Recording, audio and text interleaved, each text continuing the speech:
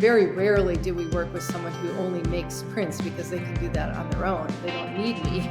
We try to take the practice of what their art making is about and use some of those elements as jumping off points, and then how can we use those to create a whole new body of work via the print medium. Sue, it's great to see you. We are so excited. Oehme Graphics is coming to Baltimore for the fair at the end of April. Can you tell people who you are and a little bit about yourself and about the press? Sure, thank you. And I'm so excited to be there. I can't wait. My name is Sue Oehme, and I have been a master printer now for about, 30, 40 years, something like that.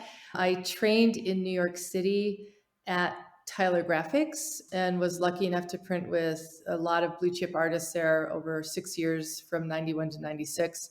I also went to school at NYU and studied with Krishna Reddy, which was fabulous, and learned everything there is to know about viscosity printing and more. All roads lead back to Hayter, don't they? Exactly. I knew you'd like that. So I moved to Colorado in 1996 to work for River House Editions, which I ran for 14 years. And then in 2010, I left and I opened Oehme Graphics at the end of 2010. Been going full blast ever since. We specialize in intaglio prints, and especially in the last 5 years, I'd say monoprints and monotype series with artists. A lot of our artists come from New York City or across the country and stay here in this beautiful apartment we have upstairs. And we do a 1 or 2 week residency with them. During that time, we work on all kinds of things, but oftentimes, as I just said, monotypes, monoprints, combining watercolor and oil-based mediums together a lot of times. And then at the end of their session, we have a big signing, and then the other part of me takes over, which is getting everything up on the website and promoting it via social media and et cetera, et cetera. So that means if you're doing monotypes and monoprinting, that means you're editioning after they're gone or not editioning? No.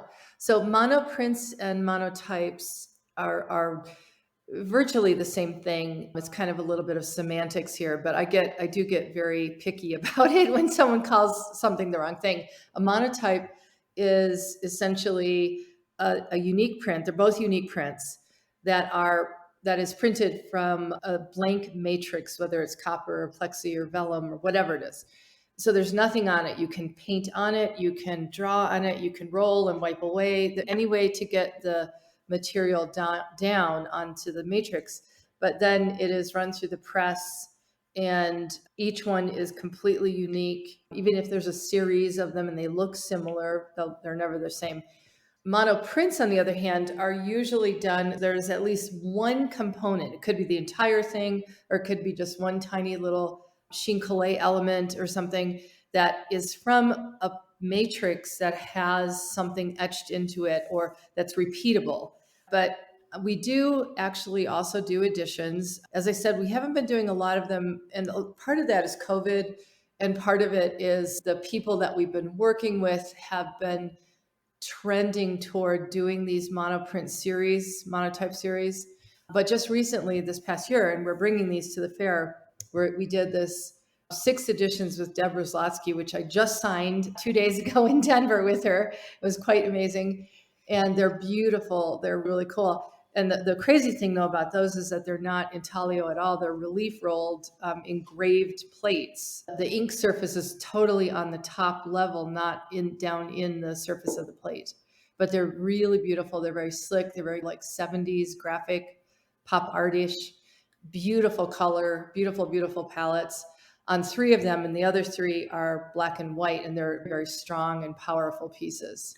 They're engraved in copper or plexi or something No, else? they're laser engraved in plexiglass. So everything about this project was out of our wheelhouse. And we learned a lot about laser engraving and CRG cutting and all kinds of stuff like that. So thanks for explaining the monotype monoprint thing, because I have it straight. It took me years to get it straight in my mind. So thank you. That's great. And I also have to say that I have not been a real monotype fan until I met you. Yeah, I remember that. I remember that lovely time I spent with you at the Capitol Print Fair in DC. And that kind of brings up another question too. People will ask me, why does an artist do a monotype or monoprint when they could just paint it? The biggest single thing for me is that no matter what, the pressure of the press and the physicality of going through the press is going to change it. There's many times in working with an artist as we really start to get into it. For instance, Tycho Chandler, who we will be bringing her prints, she does work with oil rolled stencils that are layered on top of kind of background plates that I wipe.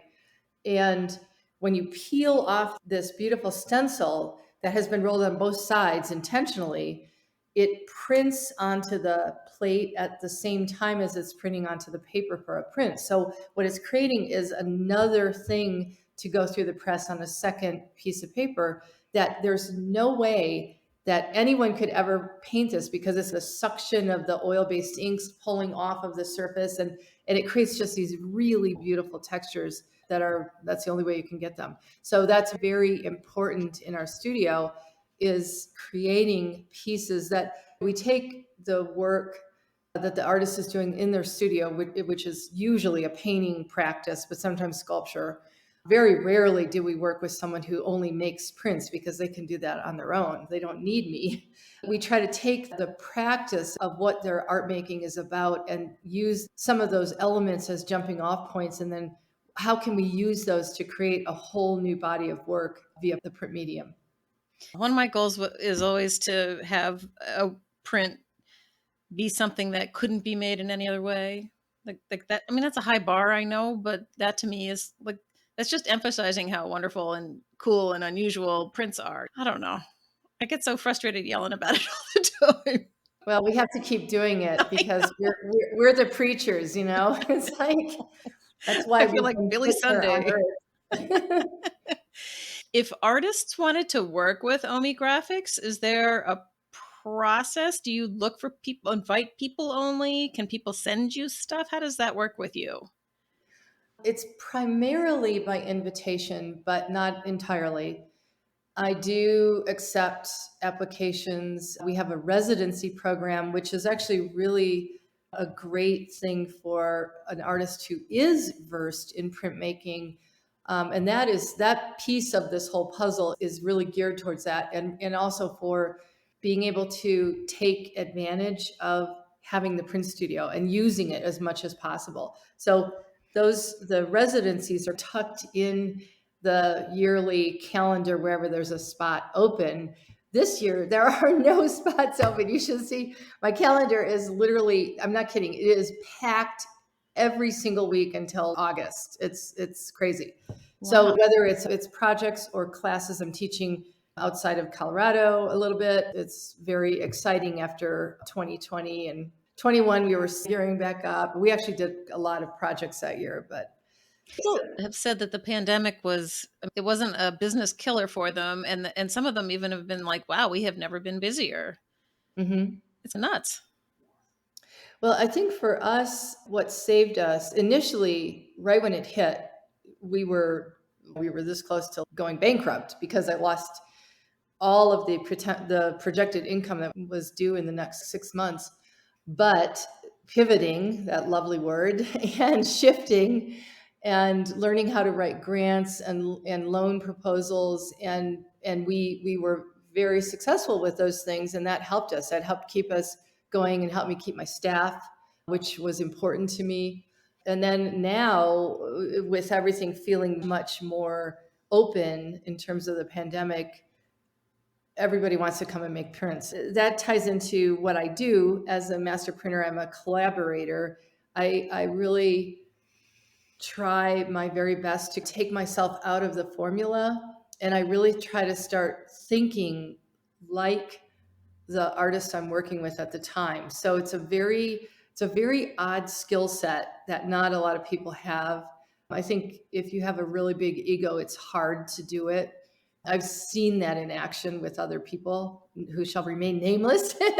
But I think that the best master printers, many of whom are going to be at the fair, which is fabulous, that's what they can do. They are chameleons, and they know how to turn themselves into this other thing. It's almost like an appendage of the artist, and really being able to channel their color palette or their decision making, and it really depends on the artist specifically too. Some really like to work on their own plates. Some of them don't want to do that at all, and they want the master printer to make their plates. It's a very changeable type of a role that I have.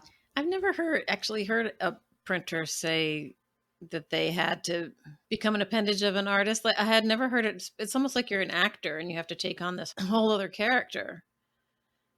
Yeah, I really look at it as channeling them. I remember clearly when I first started here in Colorado at River House, on my second project was with a Chicago-based artist named Terry Zupont. We were doing this series of these beautiful abstracted landscape that were, it was almost like they were just covered in fog and stuff, and all these little like elements would just peek through these beautiful sanded aqua tints, huge prints like this big. I was very proud of them. Biggest aqua tints I'd ever made at that point. And there, you would just see this like little tiny creek kind of coming out of this fogginess. And I remember driving home one day, and the snow was melting, and it was exactly this print I was working on that I was driving through. So things like that, where I start to pick those things out the way the artist would see them in nature or whatever. Do you ever nudge an artist to put more content in the work, or you take a step back and let them dictate the entire project? It depends on the artist, I'd say.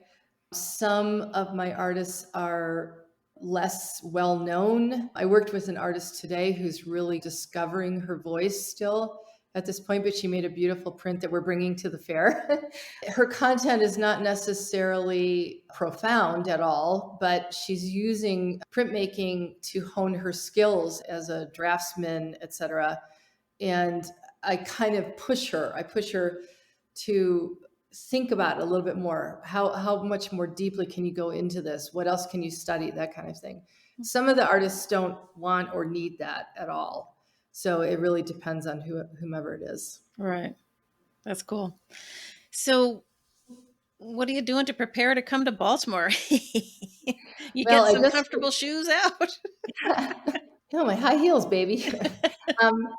Well, except that I'm already 5'10", so right. I don't wear high heels anymore.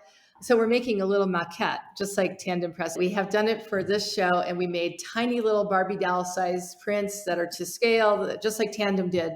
And so I'm getting ready to hang the booth and see that. We've rented the van. We're going to be driving our work out because I like to also bring our wooden flat file, which is on wheels.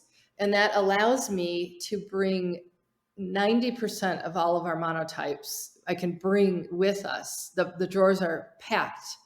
And it's also impressive, and it functions as a cart because it's on really, really sturdy wheels.